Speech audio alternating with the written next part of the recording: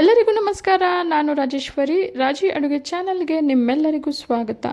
ಇವತ್ತು ನಾವು ತುಂಬಾ ಸಿಂಪಲ್ ಆಗಿ ಆರೋಗ್ಯವಾದಂತಹ ಕರ್ಬೂಜ ಹಣ್ಣಿನ ಜ್ಯೂಸ್ ಹೇಗೆ ಮಾಡೋದು ಅಂತ ನೋಡೋಣ.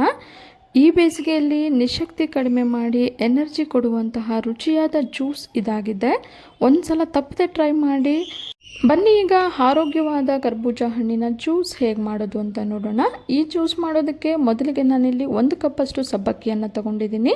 ಸಬ್ಬಕ್ಕಿಯನ್ನು 4ರಿಂದ 5 ಸಲ ಚೆನ್ನಾಗಿ ತೊಳೆದು 10 ನಿಮಿಷ ನೆನೆಯೋದಕ್ಕೆ ಇಟ್ಟಿದ್ದೆ. ಈಗ ಈ ನೆಂದಿರೋ ಸಬ್ಬಕ್ಕಿಯನ್ನು ಮತ್ತೊಂದು ಪಾತ್ರೆಗೆ ಸೇರಿಸಿ ಮೀಡಿಯಂ ಫ್ಲೇಮಲ್ಲಿ ಟ್ರಾನ್ಸ್ಪರೆಂಟ್ ಆಗೋವರೆಗೂ ಚೆನ್ನಾಗಿ ಬೇಯೋದಕ್ಕೆ ಇಡೋಣ.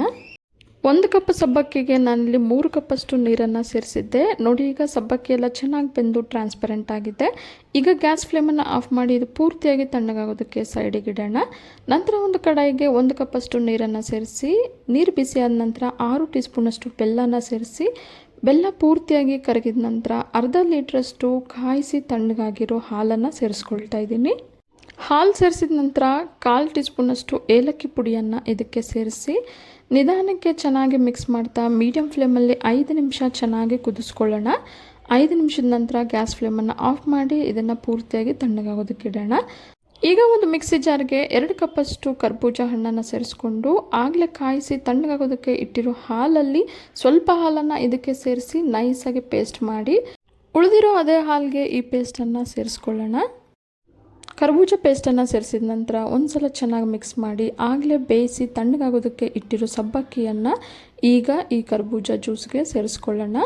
ಸಬ್ಬಕ್ಕಿ ಸೇರಿಸಿದ ನಂತರ ಮೊದಲೇ ನಾನು 1 ಟೇಬಲ್ ಸ್ಪೂನಷ್ಟು ಸಬ್ಜಾ ಬೀಜನ 10 ನಿಮಿಷ ನೆನೆಸಿಟ್ಟಿದ್ದೆ. ಈಗ ನೆಂದಿರೋ ಸಬ್ಜಾ ಬೀಜನ ಈ ಕರ್ಬೂಜ ಜ್ಯೂಸಿಗೆ ಸೇರಿಸ್ಕೊಳ್ಳೋಣ. ಸಬ್ಜಾ ಬೀಜ ಸೇರಿಸಿದ ನಂತರ ಮತ್ತೊಮ್ಮೆ ಚೆನ್ನಾಗಿ ಮಿಕ್ಸ್ ಮಾಡ್ಕೊಳ್ಳೋಣ. ಈಗ ರುಚಿಯಾದ ಆರೋಗ್ಯವಾದ ಕರ್ಬೂಜ ಜ್ಯೂಸ್ ರೆಡಿಯಾಗಿದೆ.